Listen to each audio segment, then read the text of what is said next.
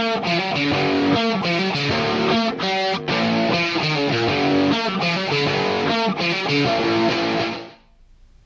welcome back everyone, it's Bigfoot, and I'm doing a video today on how to vlog on the trail. I get this question a lot. I want to talk about how I did it, some of the software that I used, and how I uploaded to YouTube.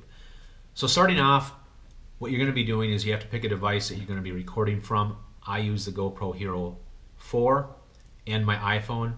My GoPro Hero 4 had an issue about 500 miles into the trip where I actually got moisture inside of my lens, so I abandoned my GoPro and I went with my iPhone. Now my iPhone 6 didn't have the greatest photo and video qualities, but anything that is above that, the 6S, the 6 Plus, the 7, those all do a phenomenal job with capturing video and the quality is great. I would recommend those. You wouldn't have to bring another device with, but I did bring the 4 and use that for the first 4, actually it's about 550 miles. Now, once you get done recording your device, you need to have a software to edit it. I use iMovie. I use iMovie because it was free. It was on my iPhone. Also, it was really simple. It was easy to use, and I was able to pick up on it really fast. So I don't have any recommendations on any other software other than iMovie because I haven't used any other software. But for those of you that have, comment below and talk about that so we can read it in the comments and it'll be helpful to everyone to share. But after I edited my clip, then I had to either upload it to YouTube or download it to my library. Now, the great thing about iMovie, you can upload clips right up to YouTube. The clips have to be under 15 minutes. Most of the time, mine were not because I was doing multiple days all in one clip on the trail. Then you would download it to your library if it's, again, longer than 15 minutes. And then once it's in your photo library, I would then upload that to YouTube. Now, uploading to YouTube, a few best bets. First, I would make sure that you put it on private, so after it is uploaded to YouTube, you have the ability to go in and make any adjustments that you want.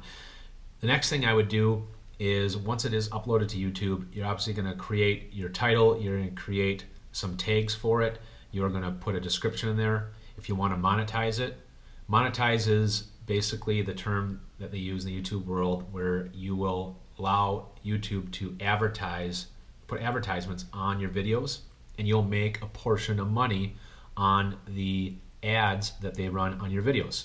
Almost everybody does it. I do that for mine. I'm not making a ton of money, but it's a little bit of money that I'll get back that I can use and invest in some gear, or as I do right now, invest in my channel. But you can have the choice of monetizing it or not. And then you want to create a thumbnail if you'd like. And the software that I use to create the thumbnail is, I think it's pronounced Phonto, something like that. It's basically a photo with an N before the T. It's spelled P-H-O-N-T-O.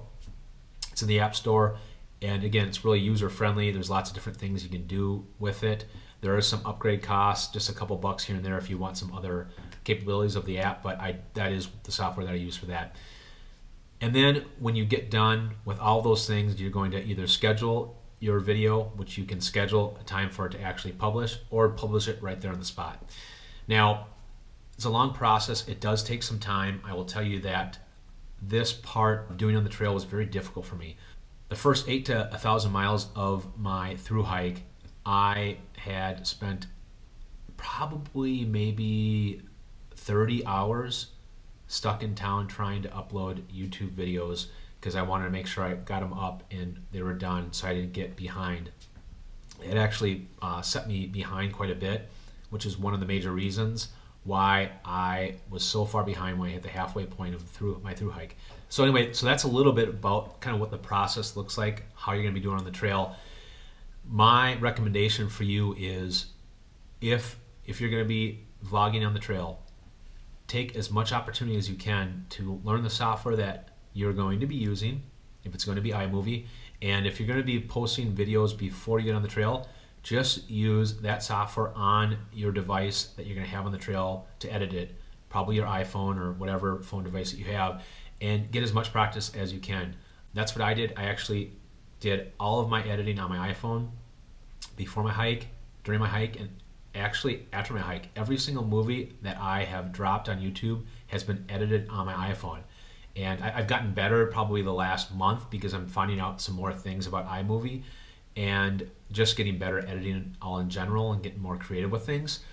But I've done everything on my phone, so it can be done. You just have to get to know it, and once you get to know it and learn kind of the techniques, you'll get a lot better at it. It's going to be faster, and then you can put your own creative style in it, which is really what makes it pop. So I'm going to do a tutorial on the iMovie. I'll drop that movie probably just shortly after this one, so stay tuned for that.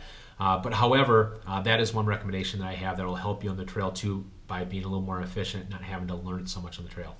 Now, one thing that is really important is you don't have an unlimited amount of data on your device to be able to store every single video. So you have to figure out how you're going to handle this. One thing you can do is you can download all of your videos to the cloud and just basically save them on the cloud if you have a big enough storage of the cloud. Now, if you want to pull those up later, obviously you're going to have to download those back onto your phone, but that would be one way that you can avoid deleting your videos if you did that. You can also bring some sort of back external storage device where you would download it onto that so it can keep all of your videos. That's going to be a lot of extra weight on the trail.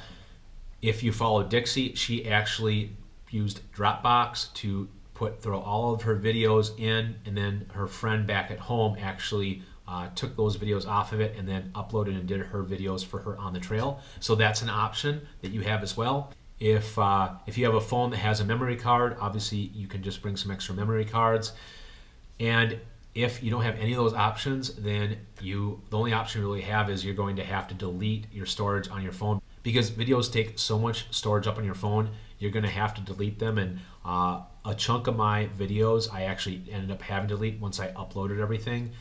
So it is a challenge sometimes with having enough space on your phone and being able to edit your clips and have enough space to be able to download the video on there before you get all the stuff up to YouTube. So that was a challenge that I had for me, and another reason why it was really important for me to get all my clips uploaded to YouTube, because if I ran out of space, I was kind of screwed, because I wasn't able to record very many videos, or hardly any more videos, and I didn't want to delete any of my other previous videos because I hadn't uploaded them to YouTube yet.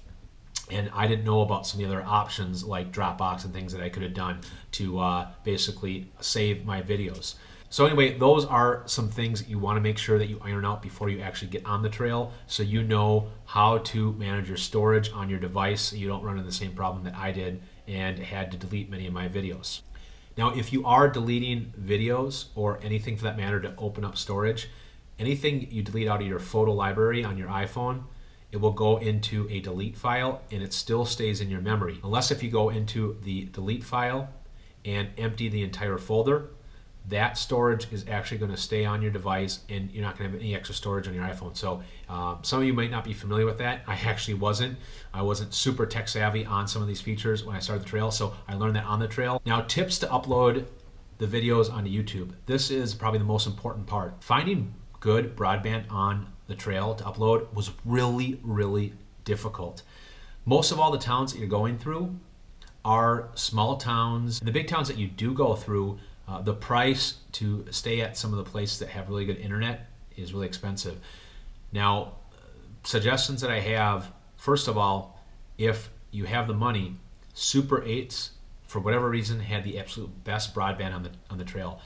It took me about 10 to 30 minutes to upload each one of my videos, which is really fast when I compare it to everywhere else on the trail. So if you are looking at staying at a place, I highly recommend Super 8 because the internet was great. Hostels were absolutely terrible because everybody was on their phone, downloading things, uploading podcasts, all of those things, and it just was really slow. I could never rely on hostels to really have a really good upload speed. Now, my top tip on this, and I wish I would have known this the first 1,000 miles, is uploading my YouTube videos while I'm sleeping. Most of the time you're not going to have the great broadband, so the best time to actually upload the YouTube videos is when you're sleeping, for two reasons. Number one, that's the time when you're not going to be doing anything anyway, you don't need your phone. And the second is the internet is probably going to be faster at that time because you don't have as many people on it at that time at night or in the morning. Now, to do that, the first thing you want to do is you want to take your auto lock feature and set it to never. For me, I actually had work email on my phone that has a security device that does not allow me to have never as an option on my auto lock. I didn't realize that when I was on the trail. It wasn't until I deleted my work email off my phone that the never auto lock feature opened up. So basically what I had to do as a workaround, I don't know how many people this will apply to, but you can open up your maps on your phone, set a destination, click go, and when you open up YouTube and upload your video, it's not going to lock your device. If your device gets locked in the middle of an upload, it's going to abort the upload. That's why you need to have auto lock set to never. So to do this, you have to make sure that you keep the YouTube screen open on your phone while you are doing this. Now obviously when your phone is uploading, you want to make sure that's plugged in because it's going to take a lot of extra battery up. So make sure it's plugged in, auto lock is set to never, and you upload your YouTube videos and you keep it on that screen open so that it can continue to upload videos. Now when you wake up in the morning, the videos should be on YouTube, and then you can go in there and make all your edits. But honestly, this was the biggest thing I could do. You're going to find very often on the trail there's just so many bad places to try to upload your videos. So use this tip to be able to upload videos while you're sleeping. You can get done with 2 tasks at the same time without affecting each other. All right guys, well that wraps it up. I hope this was helpful for you. Again, I'm going to do a tutorial on actual iMovie so I can share with you a few things about it if you're interested in learning some things. I hope it was helpful. Give me a thumbs up if it was. I'm really looking forward to all your guys' videos out on the trail. I'm going to be following a few people, and if you are doing some vlogging on the trail, go ahead and comment below so all of us can see. That will be really exciting to see. Thanks everyone. Stay tuned for my next sighting, and remember, always follow Bigfoot.